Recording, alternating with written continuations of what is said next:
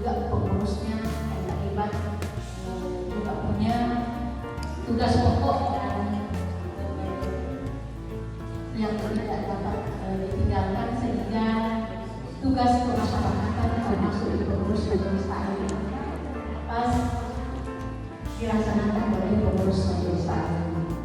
Jadi mohon maaf yang sebesar-besarnya, dan jika ada hal yang tidak berkenan di hati Bapak Pengurus dan Ibu-Ibu anggota, kami mohon izin dimaafkan sebelum kami meninggalkan tempat ini.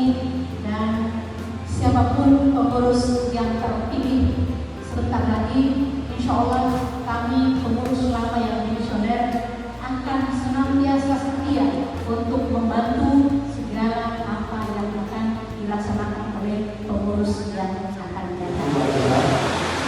Yang terhormat Sekretaris Umum Masjid Al-Mubarak, dan kedua kepada ibu-ibu majelis taklim yang hadir pada acara ini. Dan alhamdulillah, mari kita bersyukur kepada Allah Subhanahu wa taala.